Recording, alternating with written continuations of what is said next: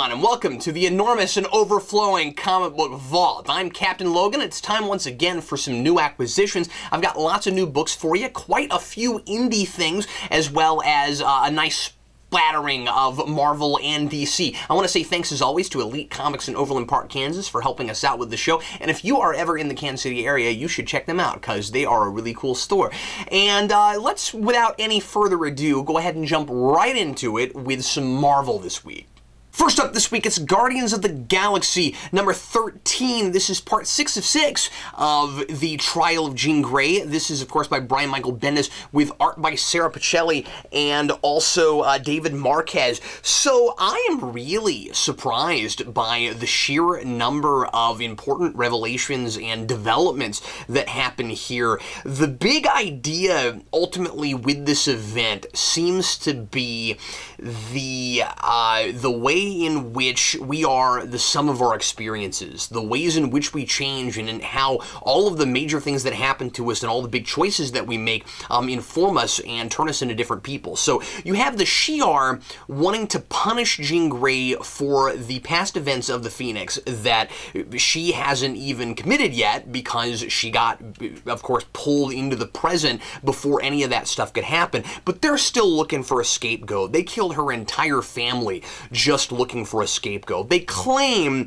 just that it was a just-in-case kind of thing, but it's pretty clear when you look at what the Guardian is doing and the things that he's saying, how badly he just wants somebody to pay for what happened with the Phoenix. And there's also a lot of really cool stuff about how everybody is kind of, the Shi'ar especially, how all of these people are refusing to acknowledge that what they're really upset about is their lack of control, and Jean Grey has this great speech about how she is in a certain way at fault, but so is everybody else because nobody was able to stop it. And we're basically talking about a force of nature. She's very logical about this. She also has some discussion about how if it hadn't been her, the Phoenix would have found somebody else, certainly. And so she, to a degree, takes the blame and acknowledges that at least herself, her condition, the power that she has, that the Phoenix was attracted to, is kind of at fault. But she also, and she would be sort of willing to sacrifice herself for the greater good if it came to that. But ultimately, what she really can't deal with is that the Shi'ar, in looking for a scapegoat, killed her entire family. And so, who is really worse here, ultimately? And anyway, ultimately, the trial of Jean Grey changes everything especially for Jean Grey and for Scott Summers. And I won't give away the big ways in which they're changed. But I'm surprised by just how much this arc ends up being about Scott Summers, and it ends up kind of being as much about him as it is about her. At least in that a very important thing happens with him, and lots of really intriguing questions now about how all of these choices that people are making are going to affect the future or the past, because more and more the original 5 X-Men are putting themselves in places where it's going to be harder and harder for them to go back to the past, even when they're finally able to do that, because right now they're trapped in the present and they're not able to go back to the past. I am so interested to find out eventually, and I wonder how long Bendis is going to keep this original 5 X-Men stuff going on. I'm really intrigued to find out just exactly how the present-day status quo manages to stick around if the original 5 X-Men never go back, or if they go back with the knowledge that they have. They have become so much their own characters now, almost like a third iteration of each of these characters, that I think that at this point, it would be incredibly it would be incredibly weird and not very satisfying to me anyway if they were to go back to the way they were. It's as if Bendis has created these new characters out of these experiences. So anyway, I really enjoyed this. I also like all of the Guardian stuff, and this felt like a lot of these going back and forth between All New X-Men and Guardians. It's felt like it could have been interchangeable. It could have been in either of their books. This one really feels like an issue of Guardians, and I also like how the Guardians putting themselves on a limb for Jean Grey is really affecting their status in the galaxy at large, and now they don't just have Spartax after them, but they've also got the Shi'ar now not really liking them, and they kind of have their sights on them. I really felt like at the end of this, Bendis was working really hard to let us know that he's going to get this book back on track, because there's a lot of cool character moments for the Guardians in this, kind of reminding us, oh yeah, we're reading a Guardians book, and I've been complaining a lot lately about how this book has been so entrenched in all of these events lately and having to do all these event tie-ins that Bendis seems very keenly aware of that, and I like that this affects them in really big ways. So anyway, I'm definitely recommending this. I'm definitely recommending Trial of Jean Grey on the whole. I think I liked this issue more than I liked the rest of them, and I would even say that if you have been reading X-Men but you weren't reading Guardians, at least read this issue just to propel you into the next part of All New X-Men. But this I thought was actually quite fabulous. Next up is a book I have been anticipating for a while now, Silver Surfer #1 by Dan Slott with art by Michael Allred. I want to take back everything I've ever said about Dan Slott right now. No, I mean, I still stand by all the issues I've had with the Spider-Man, but goodness, did I love this. I guess he's just suited for this material in a way I feel like he hasn't been for a lot of Spider-Man. This pushed all my right buttons. I'm kind of giddy right now after reading this issue. This has got to be the most fun #1 I've read in a while, and it's just very much my kind of thing. There's a lot of kind of Hitchhiker's Guide to the Galaxy sensibilities, a lot of Doctor Who kinds of sensibilities in this, and it's quirky, it's in its way kind of silly, but it has an internal logic, it has a story that makes sense, it's not so out there that you can't follow it and you don't understand what's going on.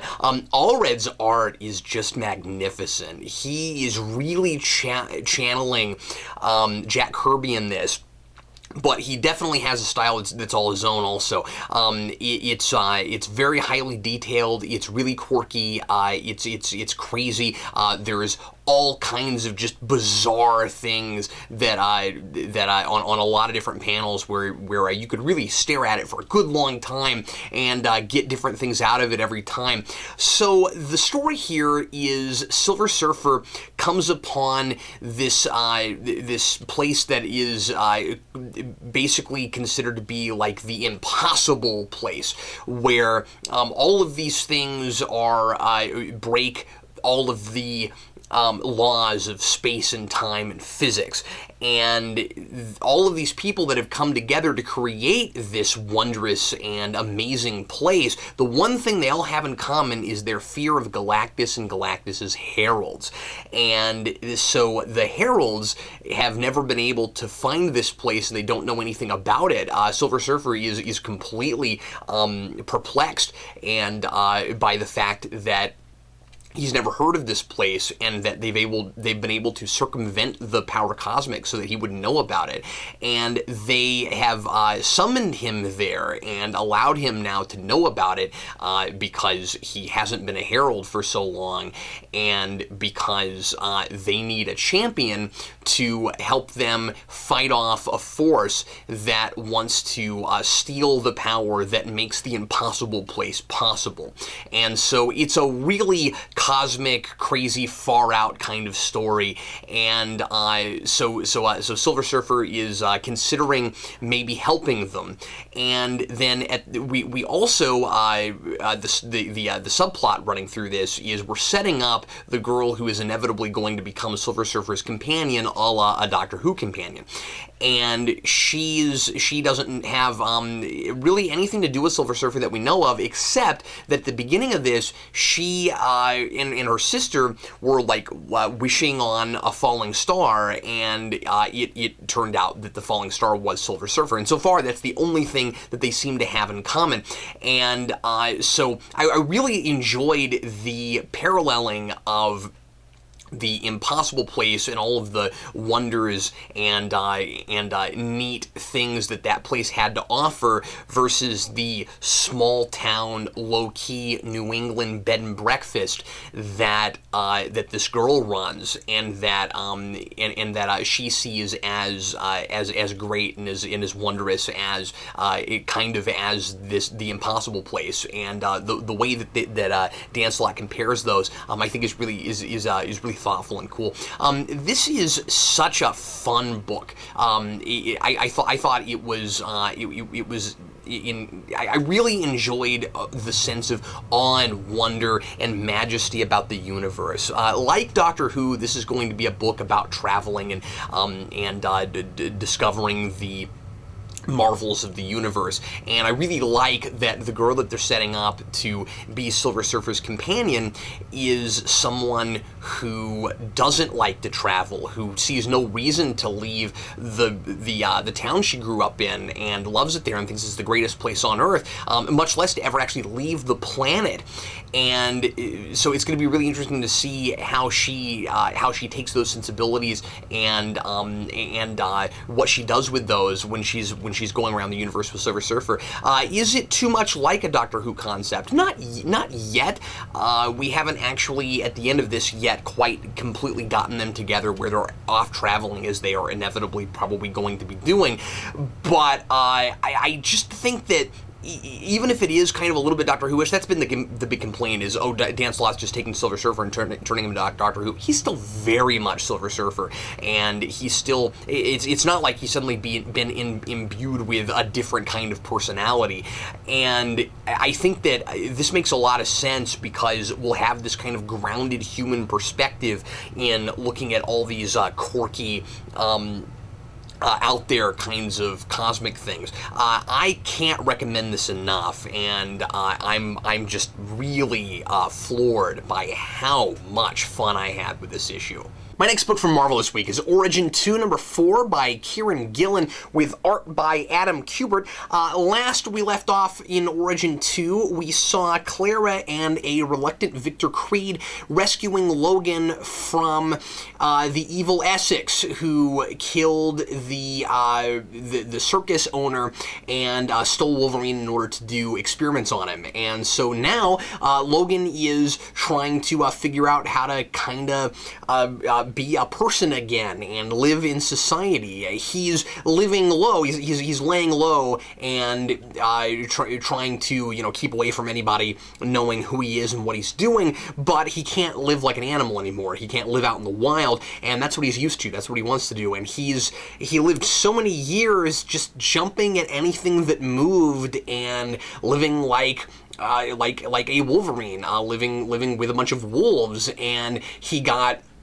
really used to just attacking anything that he thought was even remotely a threat. And this issue is kind of weird because it is really extreme in the way it's portraying the animal side of Wolverine. When I say jumps at anything that moves, I mean he can't go into a store to buy something without wanting to pop his claws out and threaten people. And that's kind of what he's dealing with here is figuring out how to live in the public and how to go and do routine, normal stuff with Clara, who's trying to help him rediscover his humanity and figure out how to live amongst people again. And that happens a lot. He keeps popping his claws out and having to reel that in and figure out how to not react that way to everything. He's incredibly jumpy, and for really good reasons, right? I mean, he was just kidnapped and experimented on by a mad scientist, so he's not just still in his mind an animal over a man, but he's also gotta just be petrified at having to trust people again at all. And then Victor, as I said, is incredibly reluctant to let Logan, to have Logan around. For a moment, it seems like there might be a little bit of a love triangle brewing, and it turns out to be somewhat of a red herring. That's turned on its head pretty quickly, and it turns out that it's actually not quite that, and it's something else. And I kind of enjoyed having my expectations subverted a little bit in that way. I'm still a little bit lukewarm on this series. I really enjoyed the ideas from last issue and the kind of contradictions in Essex's philosophy and all of that stuff. Here, it gets pretty convoluted toward the end, or it seems a little bit convoluted at the end. I guess we'll see where it goes coming into the next issue. So yeah, I'm not really feeling this right now, but it's not bad or anything. I just kind of need to see where it's going, and I felt that way after the first couple issues. I was really with it last issue, and here I'm kind of back to where I was before. I still sort of feel like all of this is a little bit superfluous. I don't really feel like I really need this story as part of Wolverine's origin, but that's okay if it ends up wrapping up in an interesting sort of way, and if the whole thing feels like a cohesive piece by the end. My last Marvel book for this week is Uncanny Avengers number 18 Point Now. This is by Rick Remender and art by Daniel Acuna. I've been having to be really cryptic about this book lately because of all of the characters it's been killing off and all of the crazy stuff it's been doing that has seemed to not really been linked into any of the rest of Marvel. I feel like now I can finally talk about this a little bit because this is supposed to be a jumping on point thing. We're on to a new arc. You have to know what came before this in order to even pick this up and have any idea what in the world is going on. This is another one of those trying to bring new readers on kinds of things, although I really don't think if you've not been reading this book that you're going to pick this up, and even with the blurb at the beginning about what's been happening in this, that it's going to feel like anything but, holy crap, what's going on in this. I think that Remender's doing his best to make it an okay jumping on point, but personally, I wouldn't really recommend it, especially because this arc seems to be all about undoing all the crazy stuff that inevitably can't stick that led up to this. So I would at least recommend reading the last 3-4 issues up to this that set up Planet X and the destruction of the Earth. Yeah, the Earth! The destruction of the whole Earth! And splitting off the humans and the mutants and killing off Captain America and killing off Rogue and Scarlet Witch and all the people that are dead now. Basically, here's the status quo right now for this book, which has completely run away with itself and has really kind of set up its own future. We are several years, well past a decade, from where we last left off. I really didn't expect that. I really thought that we would see the beginning of Planet X. This has put us right smack dab in the middle of a brand new status quo in the middle of Planet X, where we have this kind of rogue team of an Uncanny Avengers. Avengers now is kind of a bad word, and being human now is bad. So Wasp is an outcast and a fugitive, and we have now Havoc being the leader of this fugitive team, which is really interesting since initially the whole idea was for him to be the leader of the Uncanny X-Men, and Captain America was kind of just around to help him out for a little bit, but eventually he was supposed to take the team over. That never quite worked out. I wonder if eventually it will when all of this is inevitably set back. or will it completely be set back? I'll get back to that in a second, because all of this time travel stuff is really murky but really interesting, and I think we might have a chance here at seeing time travel done in such a way where things aren't exactly reset, like something like the end of the Star Trek Voyager episode Year of Hell, and all of the copious amounts of time travel stories where at the end of the story none of this stuff ever actually happens. So anyway, we have Magneto leading a team he's calling X-Force that is basically the mutant police of Planet X, and they're trying to stop the Uncanny Avengers from destroying the tachyon dam that prevents them from going back in time in order to save the Earth. And Havoc really believes that had he been there and had more of the X-Men been willing to help, that what happened was completely avertible and that it never should have happened in the first place. And so he wants to go back and try to help Thor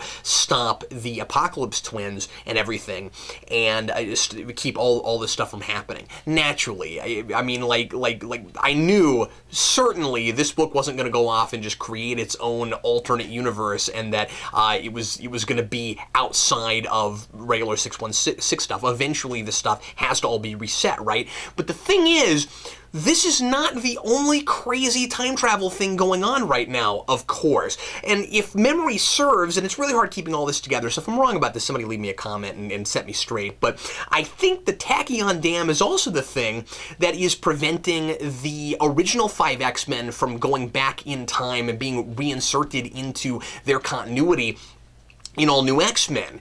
And so if the Uncanny Avengers can figure out a way to go back in time, apparently the Tachyon Dam, if it exists in any time period, it's impossible to go back to that time period. So we find out here that even if they can destroy it in the present, they still can't, or in their present, in our future, if they can't destroy, I mean, even if they can destroy it, if they go back in time, they still can't go to that period because the Tachyon Dam is there. So if they find a way to somehow destroy it in the past so they can go in the past, is that going to make it possible for the original 5 X-Men to return? And ultimately, are Remender and Bendis and all these guys coming up with this really complex sort of story in order to, or plot point rather, in order to make all this stuff possible? And is this book that feels like it's completely run away with itself going to eventually be the very thing that makes it possible to reset things back to the way they were supposed to be before? And then the big question is, will that happen? I'm really wondering how much of this stuff is going to stick. Of course, we're not going to stay in this book in the future forever, but I wonder if some of the things that have happened in this might not actually stick around even when we get these characters back to the present day. So I'm finding all of this stuff potentially really intriguing.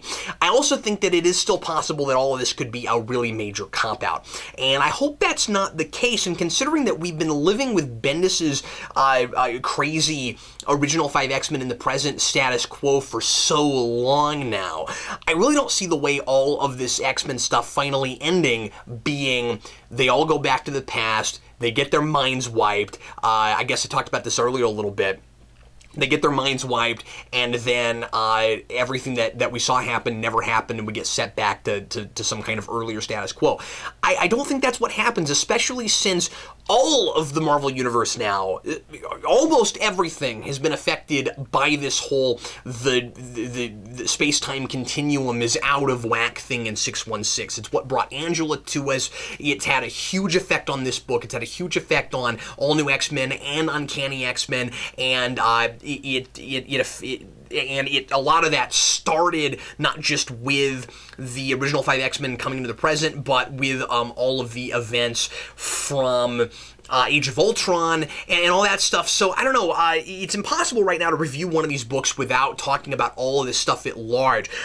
So I think that this has the potential to be incredibly fun and cool and to totally blow our minds, or it has the potential to be really lame, and I guess I'm just going to have to read it to find out. Having said that, the issue itself is a lot of fun. There's a lot of action in this, and this has been a really action-driven book lately. It's a lot of fun to get to see Planet X realized, to get to see what it looks like. I think, I'm not a huge fan of Acuna's art in this, so I think that it's a little bit understated, a little bit muted for this, but, and the color scheme is just a little bit too bland for me, but I do really like all the details of the planet and what it looks like, and getting to learn a little bit about the society, and seeing the anti-mutant thing flipped so that it's mutants who hate humans and can't stand the idea of humans polluting their society is kind of cool. I also really like the lineup of X-Force in this, because it's mostly Brotherhood of Evil Mutants characters. You've got a person I think has got to be Pyro. He's not named, but we have Magneto leading them, of course. He's got a beard. I love that. We've got the Blob. We've got Toad. And it's also fun to see all these characters a lot older. Everybody's in their mid-40s, early 50s. But anyway, all in all, I really liked this issue, and I enjoyed this a lot more than I have this book for a long time. This book lost me at some point, and I tried really hard to stay with it, but I kind of thought it was a little bit Hickman-ish in being so complicated it was hard to follow. I'm not having that with it now, but as I said, I really am wondering how in the world all of this gets reset in a way that's satisfying for a reader that has been dealing with all of this really heavy drama. So anyway, that's what I have to say about it. I am recommending it. I don't know that it's a great jumping on point, but I did really enjoy the read. Next, we begin our foray into DC Comics this week with Batman the Dark Knight number 29, written by Greg Hurwitz, with art by Jorge Lucas primarily, and oddly, the first 5 pages drawn by Ethan Van Siever, which is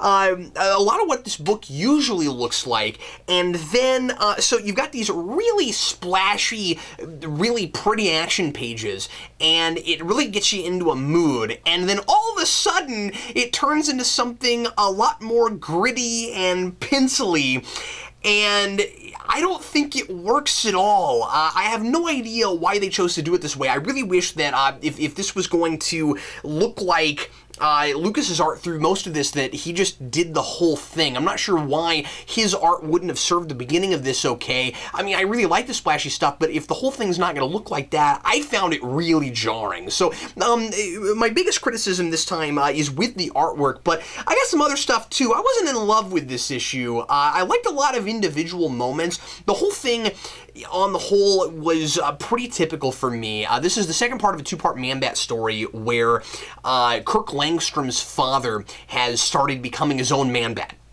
He's his own Man-Bat, and he is basically just going around and killing homeless people for food as Man-Bat because he wants a new thrill because he's built this huge corporate empire and nothing really excites him anymore. He's just done everything worth doing. So now his new big thrill is going around killing people as Man-Bat, doing something nobody's ever done before, except for his son. But he can do it better than him, he thinks. And so that's his big thing. And the other reason he does it is because who's going to miss homeless people? They don't matter. They're not important. And he has this whole obsession with the idea of survival of the fittest. And so he's a really stereotypical business tycoon type. The relationship between him and his son, and how he looks down on his son, and how he wishes that he was more like him, and how he sees him as a failure, all of that in the first issue I thought was kind of interesting. It doesn't really pay off in any meaningful way here, and it's kind of just used as a way for Langstrom to, basically Langstrom just kind of laments about that a little bit to Batman, which kind of, in a somewhat unrelated way, in a really roundabout kind of way, it tips Batman off to an idea of how to stop him. And so, and it's done in somewhat of a metaphorical way. It's okay, but I kind of wish that relationship had paid off in some way, and it really doesn't. Like I said, the tycoon stuff is really typical. And it ends in kind of the way you might expect, at least in its criticisms about corporate America, and it's kind of just we've been here and done this before. I will say that where the Elder Langstrom is at the end isn't exactly where I thought he'd be, but the way the message and what Hurwitz seems to have to say about it is exactly where I thought he was going with it. So this is a villain that we might see down the road in the way that it ends, which could potentially be interesting, or it could just be more of the same. I didn't feel like this was a real inspired story. Like I said, some of the individual moments were kind of cool. I will also complain about some of the humor, which I thought was somewhat forced, and I thought sometimes Batman especially was talking a little bit out of character in order to make a joke work, and the joke was some of the jokes were a little bit too Buffy-ish for Batman, which is a strange criticism, but that's how I felt about it. I do still really love Hurwitz's command of language.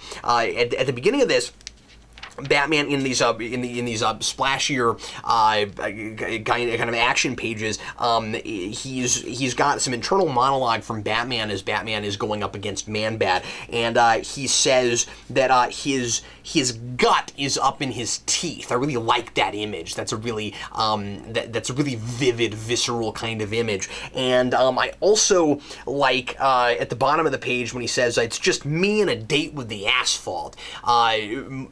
Really cool, vivid ways to get our imaginations working and putting things in terms that are not exactly the way we might expect. I also thought it was funny that one of the homeless people that Man-Bat tries to eat looks exactly like Cagliostro from Spawn. Anyway, I'm not really highly recommending this one. I think together, these two issues together, the story is okay, but I feel like Hurwitz is a little bit out of ideas right now, and I hate to say that. His writing is still really, really solid for the most part, but the story itself, it leaves a bit to be desired, and I also, I've been really kind of sad that this book was ending, but it's sort of meandering right now, so I don't know that I'm going to miss it as much as I thought I would. I feel like Hurwitz needs a little bit of a break from Batman, maybe. He needs to jump over to something else for a little while, and then come back to it with a fresher perspective. I feel like maybe he's been doing Batman a little bit too long, at least for him. Might be harsh, it's just the way I feel about it.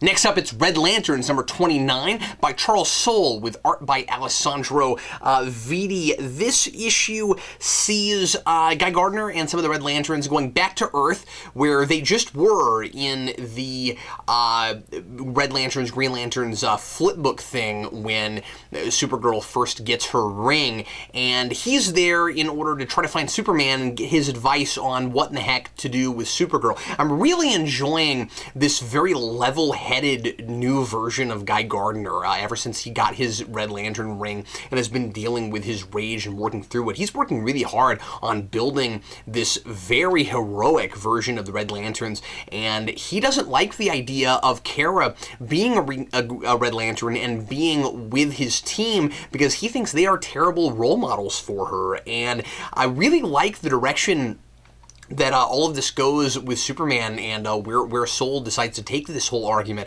This is a very dialogue-driven, talky kind of issue.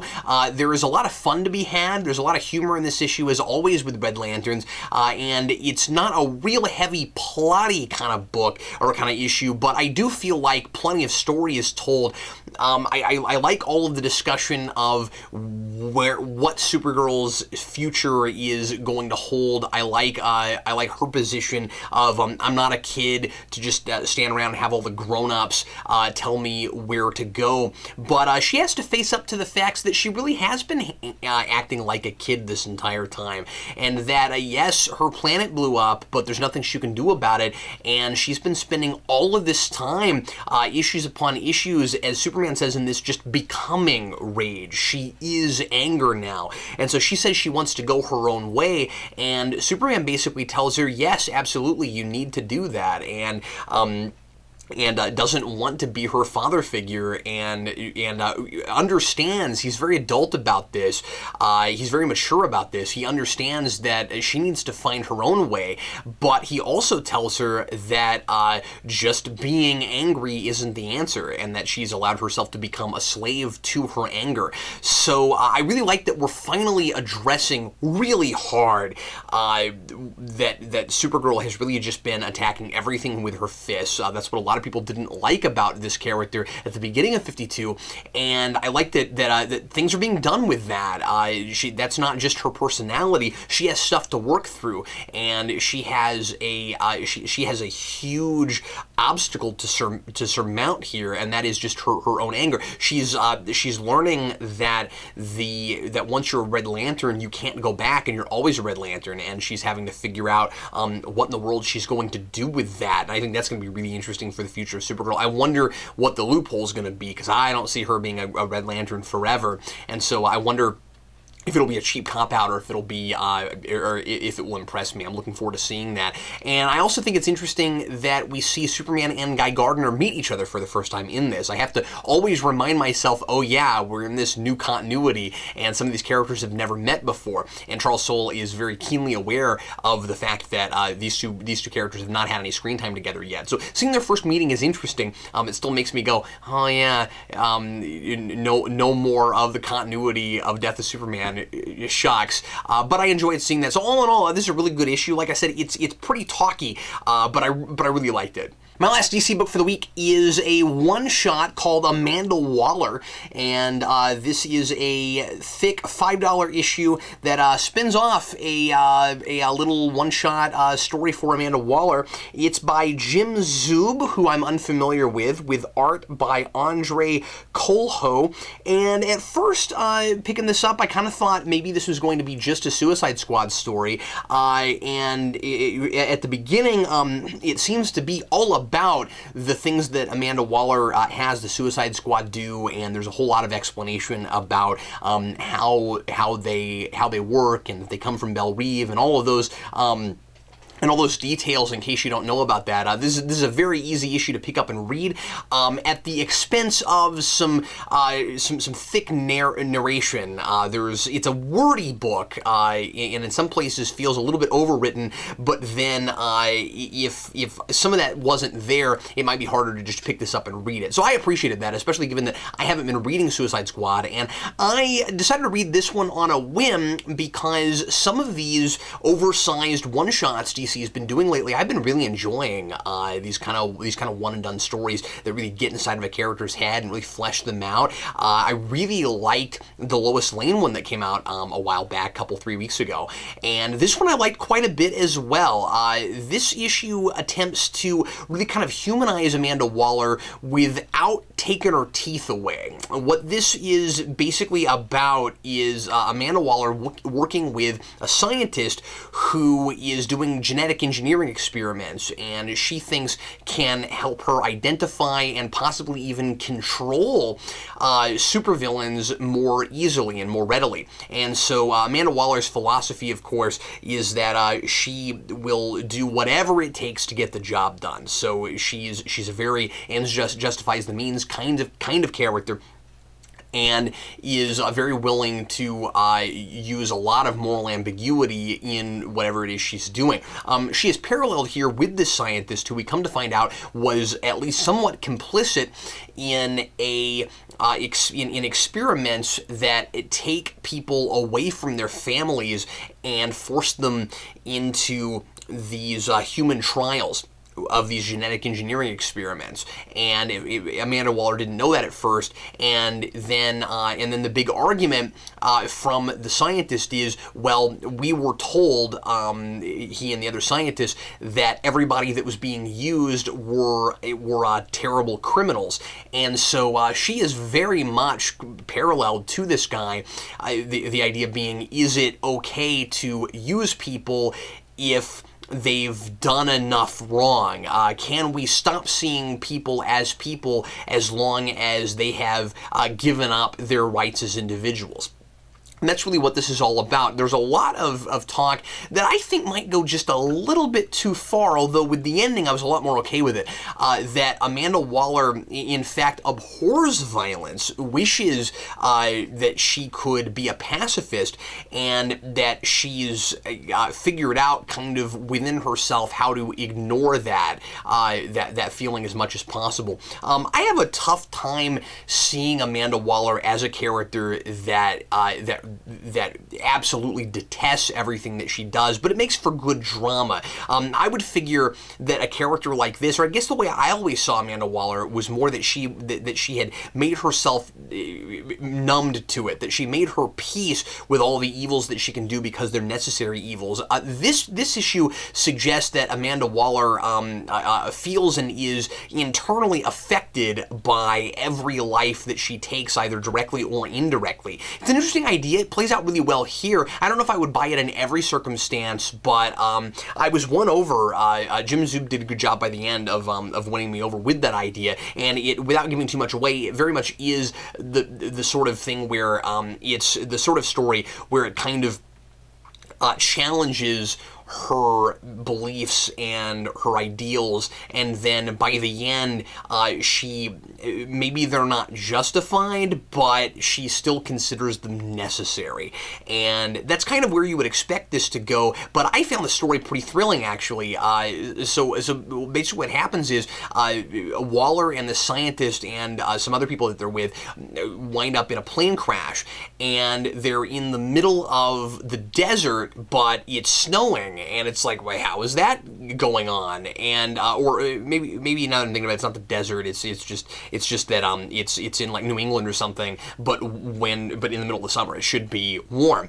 And it turns out that one of the guys that was experimented on by this scientist has this unfortunate condition that kind of is at the same time a superpower, which is he sucks out heat from the air in order to keep himself warm because he's constantly freezing. And he has actually, in doing that, created this huge blizzard situation. So it makes for a lot of really good action and a lot of good atmosphere, and it also puts Amanda Waller in a situation, again, where her ethics and her kind of worldview is immediately questioned. I like this issue quite a bit. Like I said, it's a good one and done. Anybody can just pick this up and read it, and I was surprised. I really liked it. Let's bounce on over to IDW now and take a look at X-Files Conspiracy #2. This is part 6 of 6 of the X-Files Conspiracy event at IDW, which saw the Lone Gunman jumping around to lots of the different properties that IDW has access to right now. And this is kind of a 2-issue miniseries that bookends that. So while those other one-shots like Transformers and The Crow and Ghostbusters all formed chapters 2 through 5 of this, they weren't numbered that way. So anyway, this is the end of the whole event, and I gotta say, this is just absolutely convoluted and ridiculous, and I'm not really recommending this. I enjoyed a lot of the singular issues just for the novelty of seeing the Lone Gunman hanging out with some of these other properties, seeing the kind of fun crossover, but I really feel like this whole thing could have been handled in a much more sophisticated way. Seeing the two subplots here of the Lone Gunman having to disarm a bomb, admittedly in a hilarious way, by the way, there's an app for that, and I really enjoy that. It's a bomb that can be diffused by a phone, but also could be set off by a phone. That I really enjoyed. But anyway, considering that we have these two subplots of the Lone Gunman doing that, and Mulder and Scully each trying to, in different locations, stop the virus, trying to engineer an antidote for the virus that this whole thing has been about, and also Mulder trying to stop the release of a second virus, and learning what the whole evil scheme is in the first place.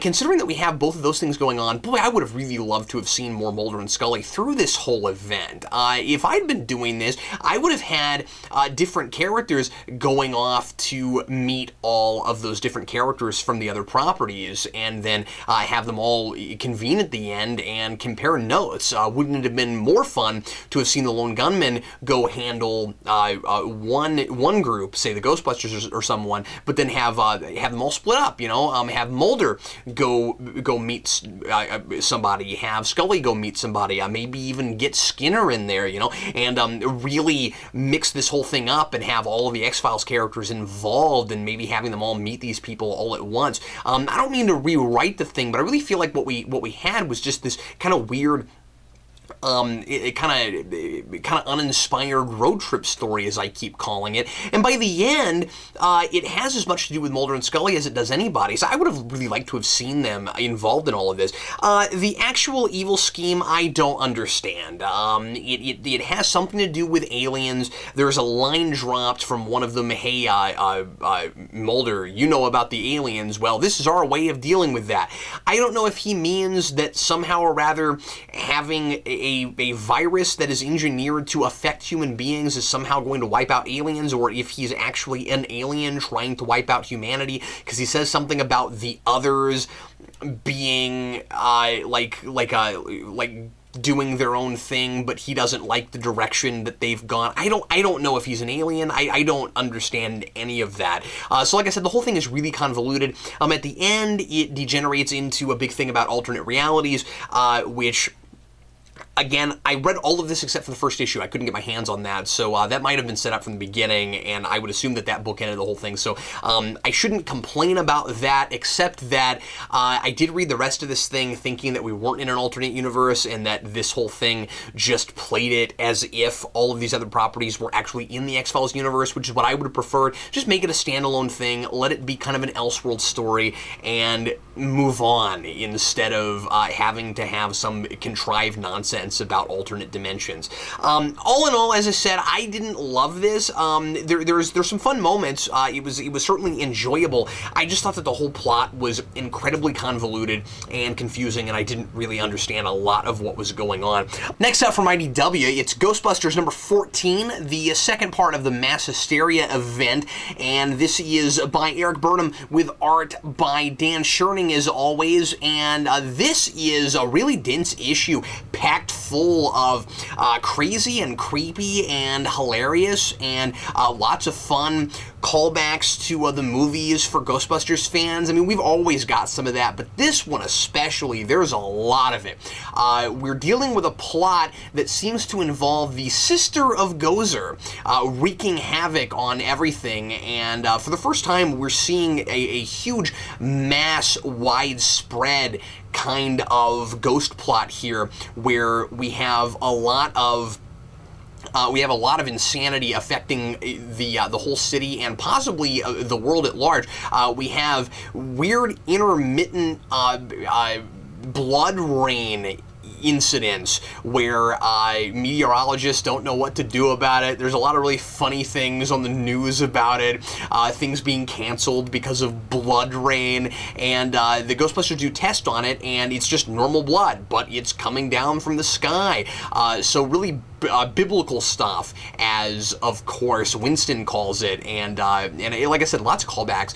And then after the blood, gravity gets all crazy and chaotic, and people are able to stay standing, but all the cars start floating up. And just when you think it got as weird as it could possibly get, on the last couple pages, it gets a lot weirder. We also have the return of Dana Barrett, who popped in briefly last issue just to have something crazy happen to her at her apartment, and it is now, if you count the movies, the third time, and that's how it's discussed here, that she's been affected by ghosts. And so the FBI agent who's the liaison with the Ghostbusters goes in with Kylie to talk to her at her apartment, and wants to rule out her making crazy things happen to herself on purpose, because now there's this weird pattern where Dana Barrett is constantly being affected by the supernatural, and there's a big mystery as to why in the world that is. I really like that Burnham is exploring that, because that is a really good question. I always wondered that about the first two movies, because of course, 2 gets a bad rap sometimes for having a lot of sequelitis, and one of the things that it does a lot like the first one, and one of the reasons that people say that it's kind of the same plot as the first movie, is because Dana Barrett, once again, being affected by the big, crazy occult stuff. And here it happens again, but there seems to be some sort of a story reason for it, and we're going to find out eventually what that is.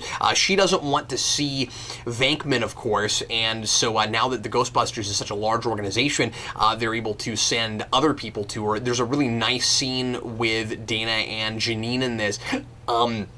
They seem to be kind of friends in their own right here. And anyway, like I said, there's just a lot going on in this, and it's hysterical, but it's also a little bit creepier and more unnerving than it's been lately. And I really like that. I really like the juxtaposition there. Still great voices for all these characters, great sense of comedy mixed with the drama. Also, Winston is married now. We see his reception at the beginning of this, and at the beginning of his honeymoon. There's a really cute scene between him and his new wife at the end of this. And she has a ghost taser just in case anything happens. I think that's really funny. All the details are great on this. This is an absolutely fantastic issue, and I'm jazzed by this event. This event seems like it's shaping up to be what City Fall was for Ninja Turtles, where it's really warranted to be touted up as an event and feels like a really big deal, and I'm really enjoying it. Next up from Dark Horse, we've got a new series called Blackout. This is the first of a 4-issue miniseries, and it's by Frank Barbier with art by Colin Lorimer. This is the story of a lab technician who finds an alien suit that gives him superpowers and lets him make black holes and go any place he wants to. And the title is kind of a double entendre because at the same time, he seems to also be blacking out sometimes when he uses the suit. And at the beginning of this, it opens with a lot of surreal images of this guy in the suit doing stuff, and then we get some exposition from him talking to a girl in his apartment, explaining to her that he has these dreams, but that he's positive that they're also laced with memories that he can't readily recall. And so the big mystery here is, where did the suit come from, and who are the mysterious bad guys who are also after it? And so that's pretty much the premise, and it doesn't go much beyond that in the first issue. I was kind of lukewarm on this one. I kind of feel like the premise is a little bit generic. Could get really interesting, but right away, you've got amnesia stuff, you've got the alien suit that sort of kind of maybe has a mind of its own, or at least has its own built-in parameters, and it controls you instead of you controlling it. I kind of feel like I've been here and done this. And I also wasn't super crazy about the dialogue. I felt like a lot of this was not incredibly organic. It didn't really feel like the way real people talk. Some of the exchanges felt a little bit forced to me, and it's got pilotitis a little bit. It's trying really hard to get around just sitting there and introducing characters and stuff by throwing us in the action and making us feel like we're in a pre-established universe.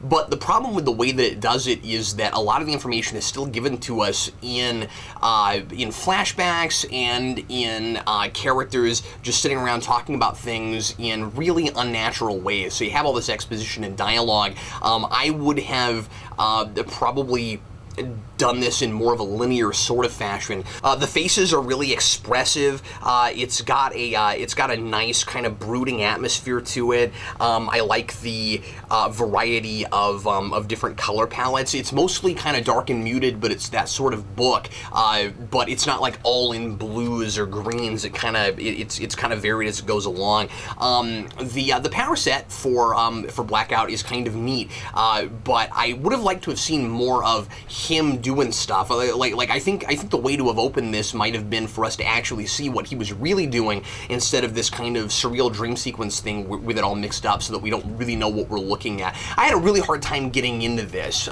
Maybe it will grab me if I take a look at the second issue. And now let's float on over to Dark Horse with Serenity number 3. This is written by Zach Whedon with art by Jorge Yanti, and this is shaping up to be a really engaging and intriguing story about the crew of the Firefly trying to survive primarily, which I guess is what they're always trying to do, but also at the same time trying to figure out how in the world they're going to get Zoe out of prison. She's been captured. She got nursed back to health, but now she's been sent to a prison facility, kind of a penal colony, and so Mal is trying to figure out how in the heck they're going to go get her. Meanwhile, as from what we got last issue, we at the beginning of this see River being put under in order to try to find some memories that she might have buried in her psyche about what happened to her and what else she might know about the Alliance that they can use to their advantage. And indeed, she discovers that there are others like her that they could conceivably maybe go and find, and of course she kind of sees them as her kind in a way, and wants to rescue them. But there's also a chance that they could help Mal in what he is trying to achieve in getting Zoe out of prison and all of that. So all that's really involved. We also have the return of Jubal Early from Objects in Space, and he was a really fascinating kind of bounty hunter character, and he comes back here to kind of seek vengeance on the crew of the Serenity. And we saw him last issue. Here he starts trying to take everybody out one by one again, and the way that's all handled is kind of fun. I sort of wish that he maybe got more to do in this, but considering what happens at the end of this issue, he may actually end up getting a lot more to do. I sort of wonder if he was just here kind of for fans' benefit. Hey, look, we're bringing this character back, or if some things are actually going to be done with him character-wise down the line. Perhaps this is a crazy prediction, but perhaps he even ends up being an unlikely member of the crew. That's where I think it could end up going. So that's all really interesting. And there is the return of another major character at the end of this issue, which was exciting. I kind of called it, but it was the sort of call where I was hoping that's where it would go, and that's where it went. So that was really satisfying for me. The only complaint I really have about the series right now is the writing is so good. I wish it was on TV or in a movie. I think the story is that good, and there are places where it's a little bit unfortunate seeing this in art and not seeing it on screen. I think that Yanti is doing the very best he can to realize this as a comic book and to make the sequential panel sort of storytelling work for this. It's good. It's as good as it could be in a comic book, but it doesn't feel like the Buffy comics to me, where it would cost so much to do the stuff that they're doing in panels that you couldn't realize it on TV or in movies. This, without an inordinate sum of money. Here, this all so far feels like the exact kind of production that they were doing in those projects. So it does feel a little bit weird in comic book form, but of course that's what they have to work with, and they're doing the best they can with it. So I really like this. I really recommend this. Once again, if you haven't started on this yet, we're not too far into it. You should be able to go back and get the last couple issues. I really recommend it if you're a Firefly and Serenity fan. I feel like sometimes you get stuff that is officially canon that really shouldn't be, or that's just not up to spec. This really is, and I'm really glad I'm buying these. So huge recommendation from me. My last book this week is from Image. It's called Real Heroes. This is the first issue, and it's all by Brian Hitch, written and drawn by Brian Hitch. This is a really interesting kind of commentary about our current perceptions of heroes at large, and specifically about superheroes. And it's all about the huge, enormous commercial success of the Avengers. In this universe, the Avengers are called the Olympians, and Brian Hitch makes up a bunch of new superheroes that all are quite clearly stand-ins for characters in the Avengers. You have the God. In this case, he's actually the leader of the team, but the Olympian, he's kind of a stand-in for Thor. You have a Captain America type character. You have an archer. you have and then you have a couple of characters that are based on the Wasp and Quicksilver, and I think that's partially because Wasp and Quicksilver were always major Avengers, and Brian Hitch is probably is kind of liking the fantasy of we took the original Avengers and made movies, but also. This is set during the premiere of the sequel to The Olympians, which in this universe is as big, if not bigger, than the first movie. And so anyway, it's all about people's huge obsession with superheroes. It's the big in thing. This movie, like the first one, did huge guns. It makes in this they say that it made $1.7 billion. So there's a lot of on the nose stuff. Everything that happened with the Avengers kind of happened with this. What's kind of weird about it, before I get into the story, is there's a lot of also real-world stuff in this that I found a little bit distracting, and it took me out some. I kind of would have liked this whole thing to have been an entirely its own universe, and maybe a couple of real people mentioned every now and again, but not people actually associated with real superhero properties. I thought it was kind of strange that you've got the foil for Robert Downey Jr. in here, but then when talking about him, Robert Downey is brought up, and that took me out a little bit. I kind of, most of this works pretty well as kind of fictional representations of all that stuff, and like again, it's kind of on the nose. We know who everybody is supposed to be, but in giving it this kind of fictionalized treatment, we can do some commentary with it. We can kind of have fun with it, and it seemed a little bit strange to mention real people. Although at the same time, there were kind of some funny jokes with that. The director of the Olympians in this is Josh Trank, which I thought was really funny. So and if you don't know about Josh Trank, he's the guy who did Chronicle, and he's still apparently supposed to be doing Fantastic Four. And so anyway, I thought that was kind of funny. There's a whole lot of there's a whole lot of kind of nods and Easter eggs and jokes here for people like me that really know our superhero movies, and I was kind of surprised by all that stuff. I thought that was kind of fun. I think that Josh Trank, I really think that Brian Hitch is being being really kind of thoughtful here in this kind of notion of the more we get kind of inundated by superheroes, the more we potentially start to forget what real heroes are. And that's kind of what this is all about. The best way I can describe this is it is the serious adult version of a Galaxy Quest. So you have this team of actors that eventually is going to have to play their superhero counterparts and go be superheroes. That's basically what this is all about.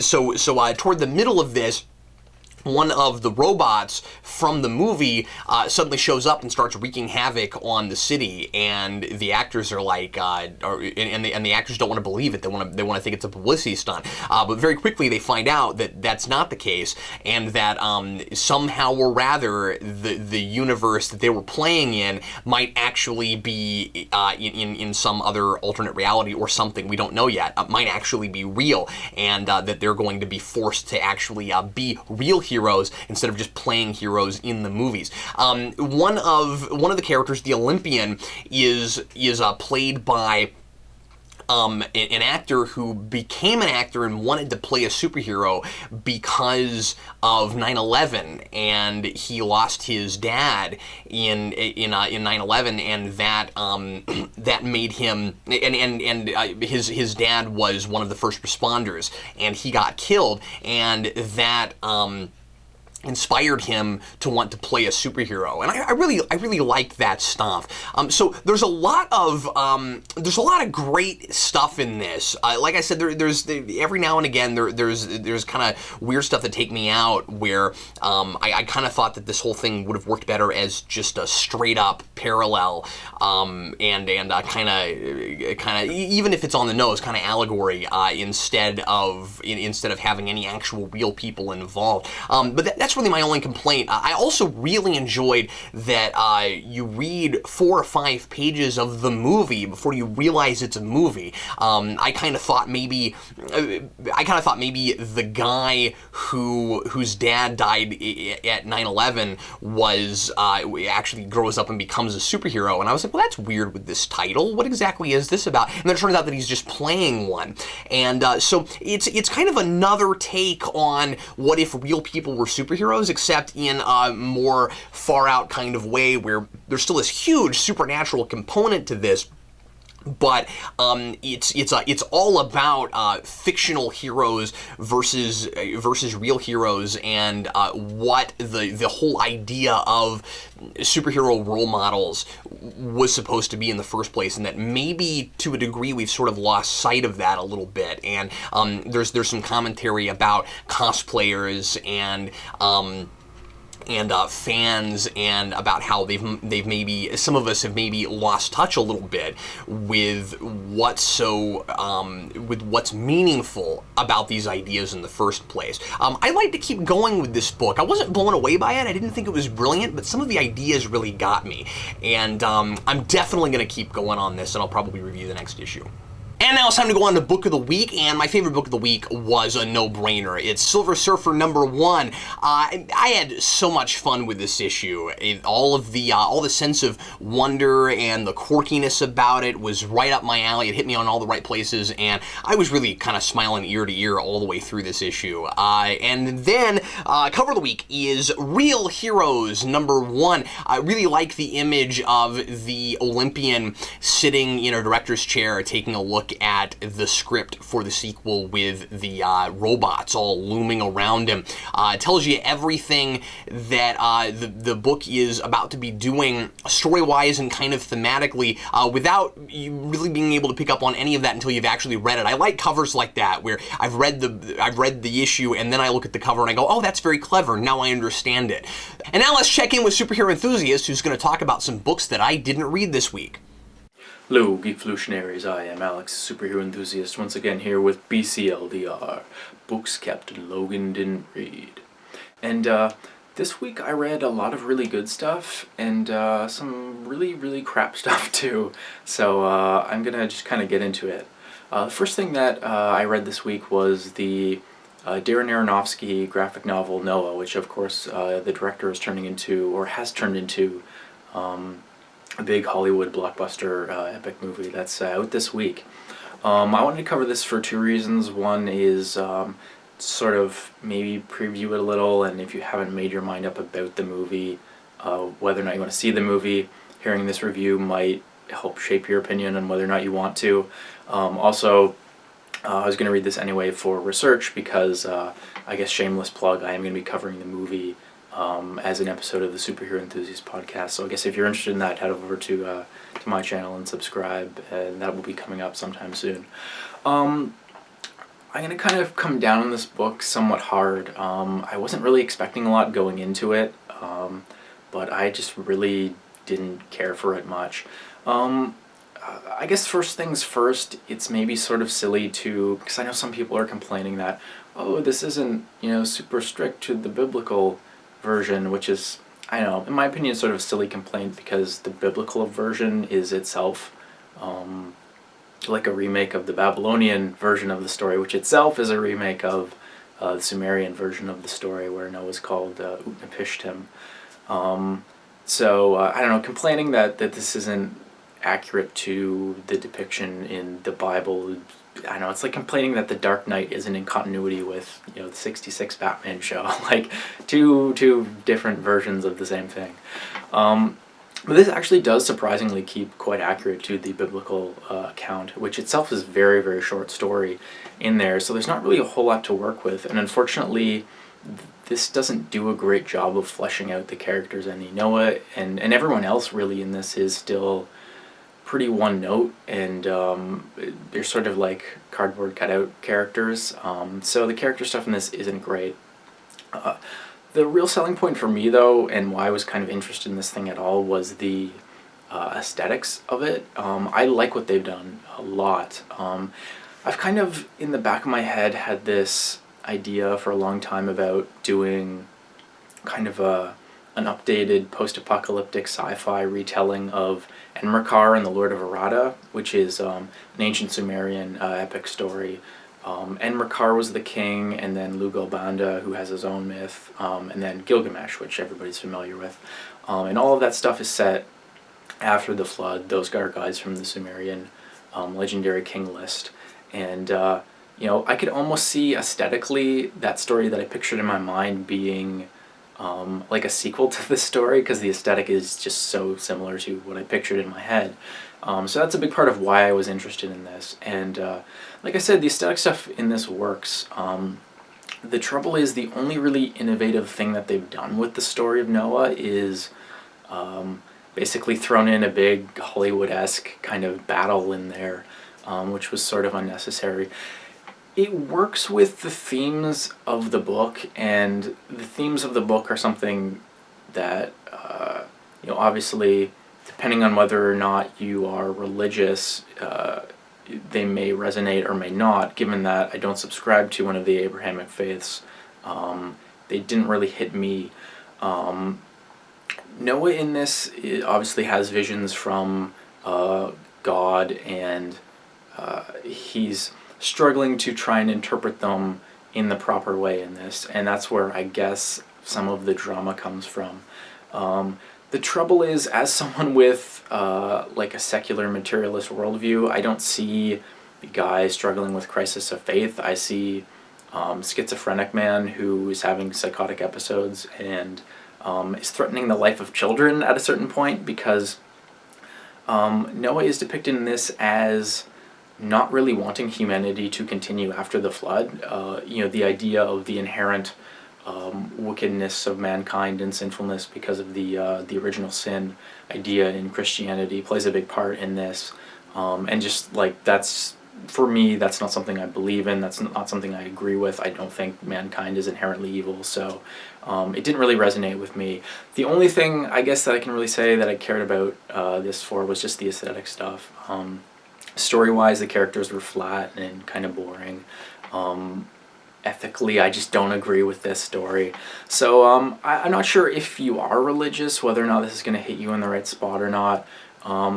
Some people I've heard who've seen the film already liked it, who are religious, others didn't. So it's, I kind of felt going in like this was going to be one of those things that either was able to please both camps or would just really kind of piss off both camps, and I think it's probably more the latter.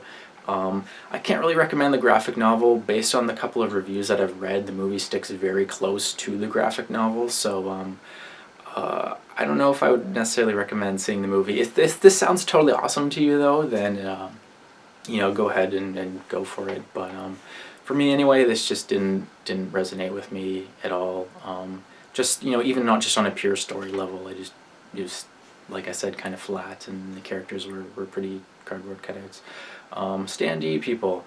So Noah, I'm gonna have to give a pass. Was not really a fan of it, but you might be. Noah was, of course, produced by Image Comics, and my other book from Image this week was The Manhattan Project's number 19. And I guess in contrast with Noah, I loved this issue of The Manhattan Projects, and I think this might be my favorite one of this book so far. Basically, what's been going on with the Robert Oppenheimer character is, I think I mentioned this in my previous review of this book. He sort of has dissociative identity disorder in a way. He's like a cannibal, and he eats people, and then when he eats the person, their knowledge, and that person kind of goes on to live in his head. And it's gotten to the point where basically there became warring factions within his own brain. There's like a red side and a blue side, and they've been battling for a long time, and Oppenheimer's been kind of mentally unstable because of it. And I feel like this issue is one of the best anti-war and kind of anti-nuclear war stories that I've read, really ever. It's very, very good.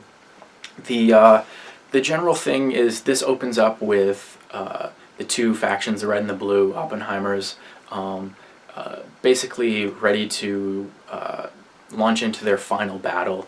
The blue group has moved up to the moon within the, I guess, kind of mind space thing, while all the red Oppenheimers are controlling the Earth. And there's kind of a brilliant thing in here that reminded me a lot of 2001: A Space Odyssey, where Blue's whole plan, because red is kind of analog, they look at things through a specific kind of lens, whereas blue is like digital. They're very math oriented, and they even kind of speak in numbers.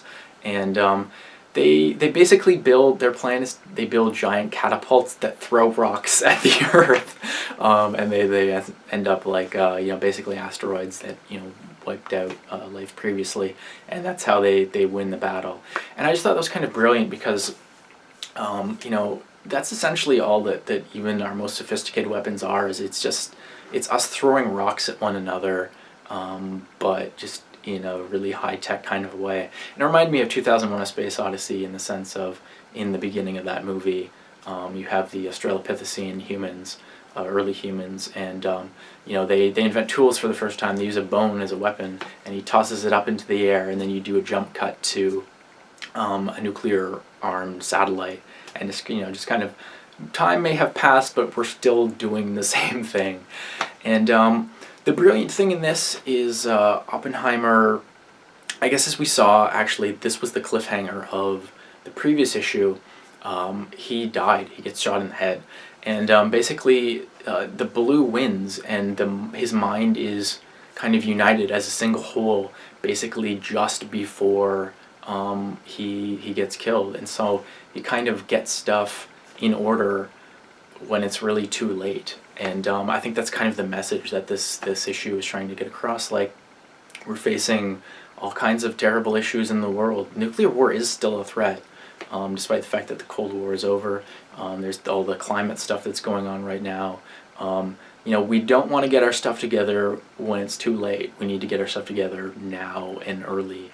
But there is, I guess the big reveal in this, not to spoil too much, is I mentioned last time that Albert Einstein in this is actually Albrecht Einstein, because he's an alternate universe Einstein who flipped places with our Einstein, who was able to make the wormhole device actually work. And he switched places because he wanted the glory. And our Einstein, Albert, has worked his way back to our universe. And he's all kind of, I guess, decked out in military stuff. And he looks like he's been through hell.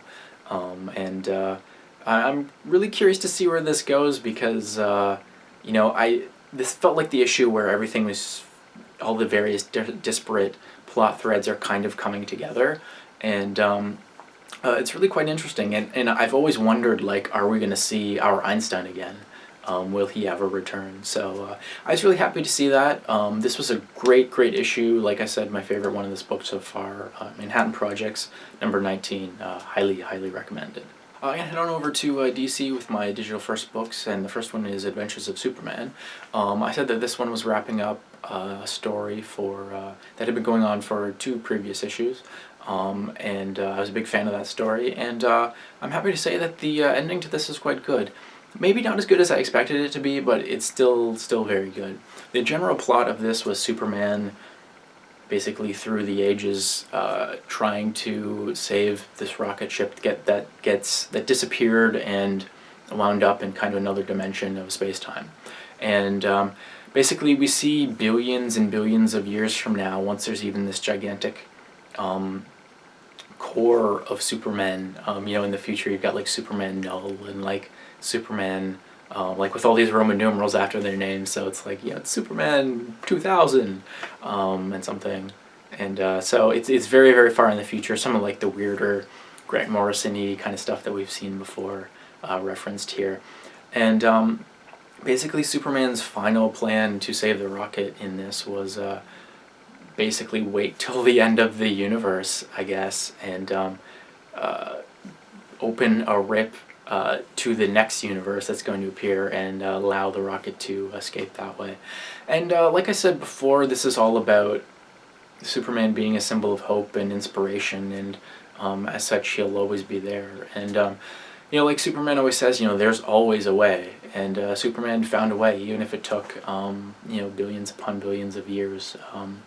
So I guess presumably the people in the Rocket are going to go start off humanity in whatever this new universe is. So it's all about new chapters and rebirth, and we still need that sustaining inspiration and hope, I guess, there. And that's the role that Superman serves. He may be reborn and rebooted and reimagined for every generation, but that's the thing that needs to be there. That's the little nugget and the essence, I guess, of what Superman is. So that was really great to see here. I mentioned, I think, in my first review of this story that I don't necessarily feel so much like a lot of the more modern interpretations of Superman have gotten that. So it's good to see that somebody does still get it, and that it is here. So Adventures of Superman number 48, highly recommended. My other DC Digital First book was Justice League Beyond number 17. I mentioned at the end of the previous review of this book that there was a big character that we hadn't seen yet in the Beyond universe coming, and she makes her appearance here. It's Wonder Woman. And she basically comes and helps them fight Brainiac. That is essentially this issue. Spoiler alert that Justice League defeats the villain. But we sort of see in this, at the end, what is going to be, I guess, a hint. It's a hint at the next story. And I don't feel like I'm spoiling too much in that, since it's been in the solicits. And the Beyond Universe books are going to be doing some kind of crossover thing. Now that's the big, I guess, digital first event, I guess, that we've seen. And the event it's revealed at the end of this that Wonder Woman is not our Wonder Woman. It's Justice Lord's Wonder Woman. If you remember from the Justice League animated series, there's a two-parter in there, A Better World, that focused on the Justice Lords, an alternate universe version of the Justice League who acted a lot more like the Authority than the Justice League.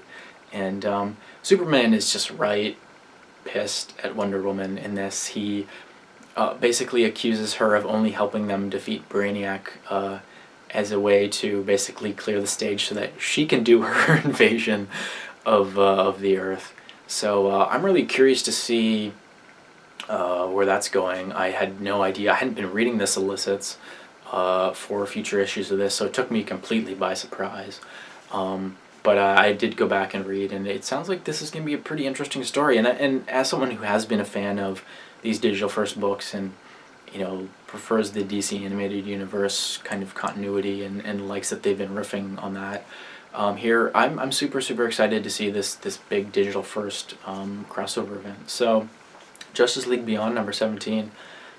Spoilers, the Justice League wins, Brainiac gets defeated. What always happens. I'm going to jump on over to Marvel with a new Marvel Now, or all new Marvel Now number 1. The naming conventions for this are just getting so confusing now. But it's all new Ghost Rider number 1. Holy crap, I loved this. The new character is Robbie Reyes. He's this guy who lives in basically East LA in a really bad neighborhood. He works as a mechanic, but he has to count his pay because his boss steals from him. He's got a little brother who's in a wheelchair. Their parents don't seem to be around, and he's working to try and support his little brother, as well as protect him from bullies and stuff, as we see in this. This is a character, Robbie Reyes, who tries to do the right thing, but not always in the right way. Like, he attacks some bullies and then gets his butt kicked because they end up having a gun. And, I guess as you can tell, this is not Johnny Blaze. This is a completely revamped version of the character.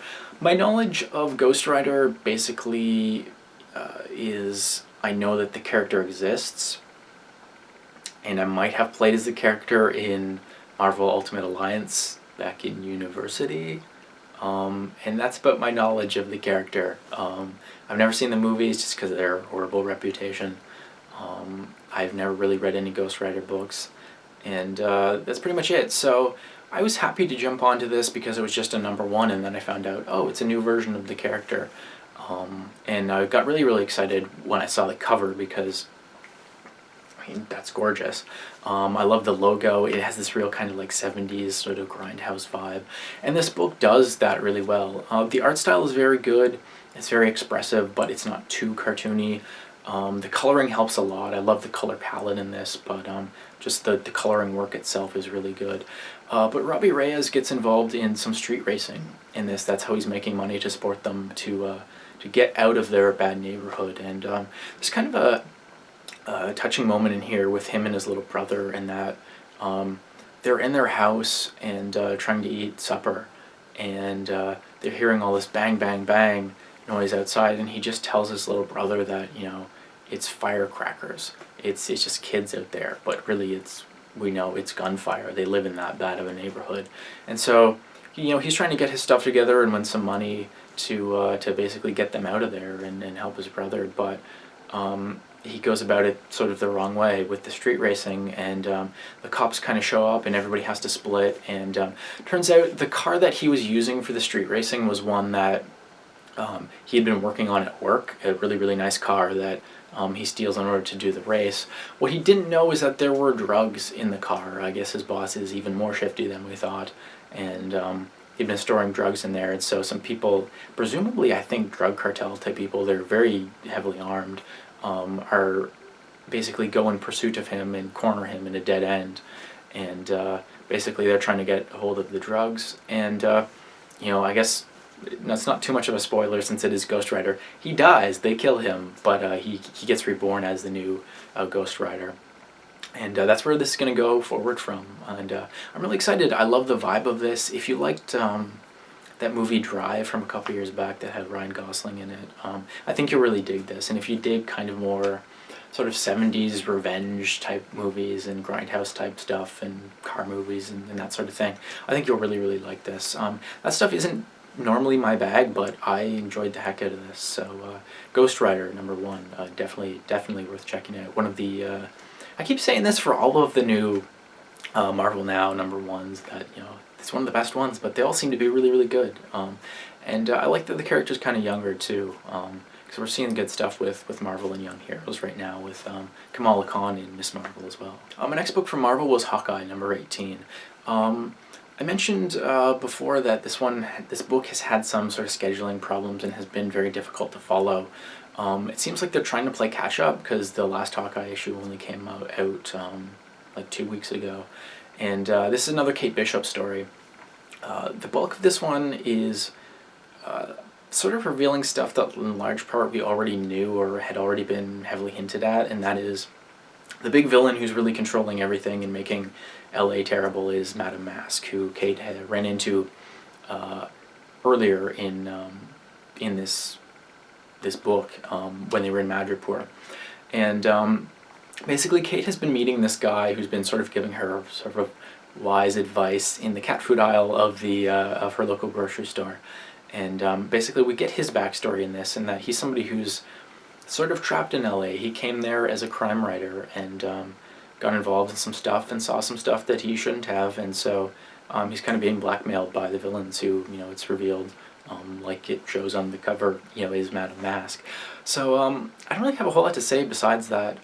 It's fraction, so it's very well written. The art is beautiful, and I love this. I'm loving these West Coast books. I don't know what it is. They seem to have really nice art and color and stuff. It's kind of a welcome change, but I really, really like this. Kate Bishop she's kind of more fun as Hawkeye than Clint is. The Clint side of these stories tends to be a little bit darker, but I'm really enjoying the Kate stuff for sure. And I don't know if this book is going to go to being like double shipped, like a twice a month book or not, or if this is just kind of a fluke this month. I should maybe look that up, but I don't know when the next issue is going to be out. Presumably that one will be about Clint, so I guess we'll have to wait a little while to see what happens with Kate. But she's starting to get her stuff together. That story is finally starting to feel like it's really going someplace, and I'm excited to see where that is. Besides Ghost Rider #1, I also had another all-new Marvel Now #1, and that was Iron Patriot #1. Rhodey showed up in the Iron Patriot armor in the all-new Captain Marvel #1, and I mentioned then that I didn't know that he'd become Iron Patriot. It seems to be something that they're doing, I guess sort of introducing in this book, despite the fact that it's out after that one. I don't know if they're just riffing on it because Iron Man 3 did it. Thematically, it works. I like it. I don't know, it works for me. But this is, I really quite like this issue. I've always liked Rhodey as a character, but I've never really known too much about him, and I really got a sense in this that, hey, he is this totally fleshed out person. We get to see his father and his niece in this, and we get to see his relationship with his father, and I really like that the most in this because it felt very true to life. Like, him and his father are people who kind of butt heads sometimes, not because they're different, but because they're too much the same. They're both kind of stubborn people. And anyway, his niece is kind of a little Tony Stark. She loves engineering stuff, and she doesn't want to go to school. She just kind of wants to stay at home and work on robot stuff, and his suit. But basically, the big I guess setup for this book is that Rhodey has decided to be Iron Patriot, and aside from rescue missions, only operate in U.S. territory. And there's another side of this that I think is going to become a little bit bigger that they're sort of setting up, and that is there's some senator who's in some bad guy's pocket who comes out against Rhodey doing that, despite the fact that senator is in fact in favor of it, or at least just fine with it. And this whole issue opens with Rhodey failing. There's some type of new villain that we just sort of get a glimpse of, and I guess it provides the sort of telos that this book is going to work towards. There is, I guess, an end point that they're going with this. I don't know if I'm going to continue on with this book right now. I'm just reading so much stuff. It's hard to kind of keep track of everything, but I may pick up next issue. There was kind of an interesting cliffhanger in the end of this that makes me want to pick up the next one as well. So I might not. We'll kind of see. If I don't, this is definitely something that I want to sort of stick a pin in and come back to later, because I really enjoyed what they set up here. It feels very grounded and very kind of real to life, which I really liked, and the sort of political angle in this I thought was really interesting too. But Iron Patriot #1, definitely worth checking out. I really enjoyed it. My next book from Marvel was Indestructible Hulk #20, and that is the finale, I guess, to this series before it gets rebooted into just Hulk. I was kind of really disappointed with this issue and just kind of with this book in general. I loved the concept enough that I was willing to overlook the fact that it just kind of ignored everything that had happened previously for a while in the Hulk series, but it just was not explored properly, and now that this book has come to a close, I'm realizing we're basically like 2 years into this. We're 20 issues in, and I don't feel like I really learned much about anything new really about Banner, and I certainly didn't learn anything about all the other new characters that they threw in this. There's a character that was part of Banner's team that makes kind of an interesting sacrifice type thing in this, and I didn't feel anything because I didn't feel like I knew the character at all. Mark Waid is somebody who I'm normally a huge fan of, and this book, and in particular this issue, just kind of fell flat for me. I just didn't feel it. Last issue they set up kind of an interesting villain, and they just sort of get swept aside in this issue. It felt like they were building towards some type of, full 6-issue arc, and they didn't. It was just sort of like, oh, they're here, then they're not.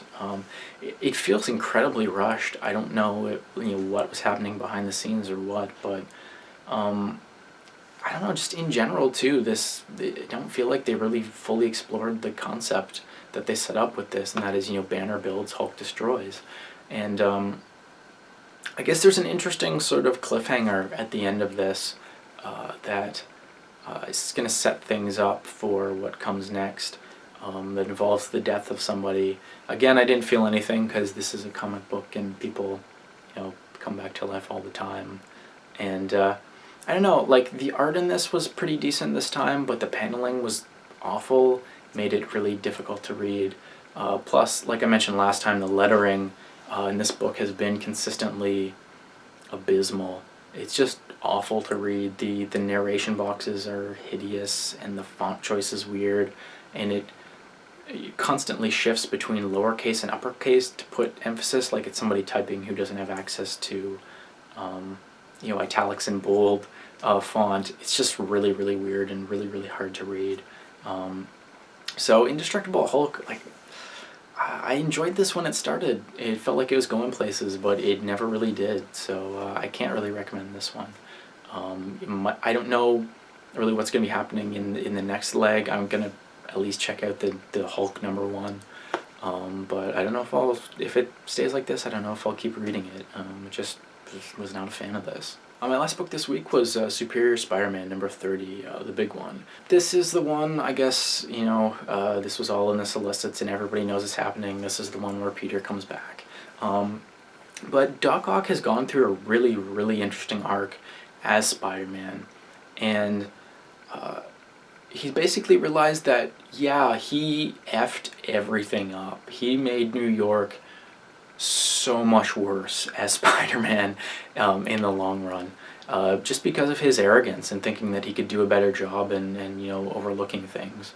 And basically Otto admits to Peter, once Peter is able to sort of reclaim his personality inside the Spider-Man body, that Peter was the superior Spider-Man, and he's willing to basically disappear and let Peter have control of the body back in order to save Anna Maria, who is Otto Peter's love interest. So that was really cool to see, and it's really interesting to see how Otto has grown. I don't know if he's gonna still be hanging out in the back of Peter's mind or what, but that was basically the bulk of this issue, was just kind of Otto coming to the realization that, hey, I suck. And that was really cool to see, because for an arrogant supervillain, you don't see them admit that very often. So it seems like his time as Spider-Man did actually change him. I'm really curious to see kind of how Peter is able to put all of the pieces back together, because he's got a heck of a mess to clean up, and he's got some people yet to save, I guess, in this Goblin Nation arc. But really, really curious to see, I guess, Amazing Spider-Man come back and see what happens there. I really, really enjoyed this issue. It was kind of just cool to see a villain admit that they were wrong, because that's the thing that they never do. So Superior Spider-Man, it may not have been a lot of people's thing. It was an interesting little journey. Be cool to see Peter when he's back. But I enjoyed it for the short ride that it was anyway. Well, Captain Logan did cover it already. I'm going to just briefly give my thoughts on Silver Surfer #1, which was also out this week. I'm a huge Silver Surfer fan, as you can see right here. He's my favorite Marvel character. He's one of my favorite characters really in all of comics, or even all of fiction ever. I just really, really like Silver Surfer. He's one of the heroes that I guess I grew up with, so I'm really excited to see that he has a book again, and I really, really enjoyed it. When the Comic Vault was a live show back months and months ago, I remember Cap and Dan kind of asking people, what kind of new Marvel books they would want to see, and my suggestion was Silver Surfer, and they were both like, yeah, that would be cool to see, and lo and behold, we have a Silver Surfer book again. So I guess the comic book gods were smiling upon me favorably, as well, just because this is so very good. It feels somewhat different from classic Silver Surfer. They've moved away, I guess, from more of the pensive type of stuff and led to more kind of action and stuff being done, which is good. I like Silver Surfer because he is more of an intellectual character, I guess, but it's good to see him do stuff too. He has the power cosmic, for crap's sake, so good to see him flex it. I really enjoyed it. I won't say anything more because Cap already covered it, but as a big Silver Surfer fan, 2 thumbs up. Really, really enjoyed it. That does it for me, though. If you have anything that you'd like to recommend me to review, I might be willing to look into it. I don't know if anything helped you this week in terms of what to pick up or not. This will probably be out after you've already picked out your books. But, as far as Noah goes and seeing the film or not, hopefully I might have helped to make your decision a little easier. But that does it for me. I'm Alex, superhero enthusiast, and back to you, Captain Logan. Thanks again, Enthusiast, for your reviews and your insights, and thank you folks for watching. If you're ever in the Kansas City area, be sure to check out Elite Comics in Overland Park, Kansas. That's my absolute favorite place to pick up comic books, and if you're ever in the area, you should check them out, because they're really awesome, and they help us out with the show, and I want to say thanks to them for that. If you ever want to send us anything to review on the Vault, you can always send that to our P.O. Box. That's Geekvolution, P.O. Box 14183, Lenexa, Kansas 66285. This coming week, I'm going to try to put out as much Spawn Year as humanly possible, also hoping to get out the new superhero rewind on Captain America First Avenger before Winter Soldier comes out, so look forward to that. And in the meantime, I'm Captain Logan, saying happy reading.